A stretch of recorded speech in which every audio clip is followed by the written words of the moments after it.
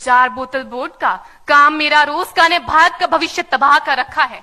हम ना एक ऐसे समाज में जीते हैं जहां लड़कों से बात करता देख जो भाई हड़काते हैं, लड़कों से बात करता देख जो भाई हड़काते हैं, वही भाई अपनी गर्लफ्रेंड के किस्से घर में हंस हंस कर सुनाते हैं। और मैं बता दूं, महिला सुरक्षा के मामले में हम आज भी चौथे नंबर पर आते हैं।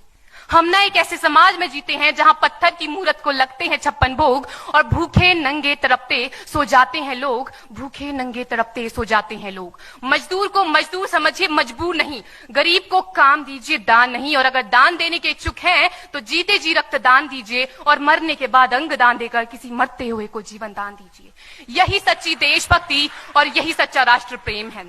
ना सरकार मेरी है ना रब मेरा है, ना सरकार मेरी है ना रब मेरा है, और ना ही ये बड़ा सा नाम मेरा है। बस इतनी सी बात का गुरूर है मुझे कि मैं भारत की हूं और ये भारत मेरा है और ये भारत मेरा है।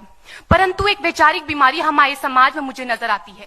कहा जाता है हम दुनिया के सबसे बड़े लोकतंत्र हैं, जहां हिंदू पैदा होते हैं, मुस्लिम, सिख और ईसाई भी पैदा होते हैं, लेकिन बदकिस्मती है अब इंसान पैदा नहीं होते।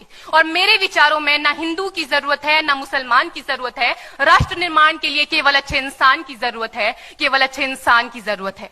जरा सोच कर देखिए, ये पेड़ पौधे और शाखाएं भी परेशान हो जाएं अगर परिंदे भी हिंदू और मुसलमान हो जाएं।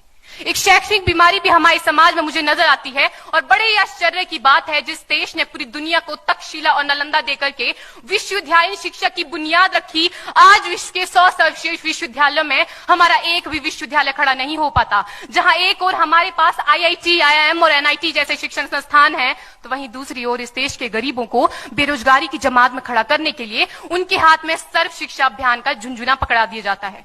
और मैं बता दूं, इस शैक्षणिक बीमारी का केवल एक कारण वो ये कि हमारे देश की शिक्षा नीति केवल 2 तरह के लोगों के लिए बनती है। पहले वो जो विद्वान हैं और दूसरे वो जो धनवान हैं।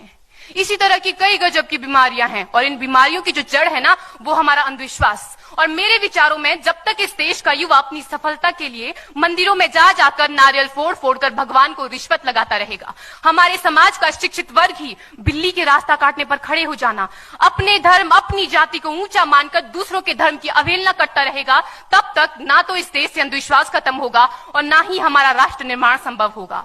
हमारी संस्कृति, हमारी सभ्यता को दुनिया ने शीश नवाया है, तो क्यों आस्था के नाम पर हमने अंधविश्वास फैलाया है? मेरे विचारों में हमारा राष्ट्र निर्माण तब संभव होगा जब इस देश में महिलाओं की पूजा नहीं, उनकी इज्जत की जाएगी। राष्ट्र निर्माण तब संभव होगा जब हम जातिगत आरक्षण नहीं बल्कि सामाजिक सशक्तिकरण पर बात करेंगे। राष्ट्र निर्माण तब संभव होगा जब स्वच्छता अभियान में केवल सरकार नहीं बल्कि सड़क पर चलने वाला हर एक नागरिक हाथ बंटाएगा, स्वच्छ भारत स्वस्थ भारत को दिल से अपनाएगा। असल मायने में हमारा राष्ट्र निर्माण तब संभव होगा जब एक गरीब बच्चा मध्याह्न भोजन के नहीं बल्कि ज्ञान अर्जन के लिए सरकारी स्कूल की चौखट पर कदम रखेगा। और हमारा राष्ट्र निर्माण तब तक संभव नहीं होगा जब तक एक नागरिक नैतिक रूप से सटीन, चारित्रिक रूप से भ्रष्ट, मानसिक रूप से दिवालिया, धार्मिक रूप से अंधा, राजनीतिक रूप से गंदा, स्वैच्छिक मान मूल्यों के आंकड़ों में जिन्न शिन्न पैपंदमयी अखंड भारत को खंड खंड करता रहेगा, तब तक हमारा राष्ट्र निर्माण संभव नहीं होगा। बड़ी बड़ी बातें नहीं, छोटी छोटी कोशिशें करनी होगी, क्योंकि ठोकर हमें पहाड़ से नहीं पत्थरों से लगा करती है।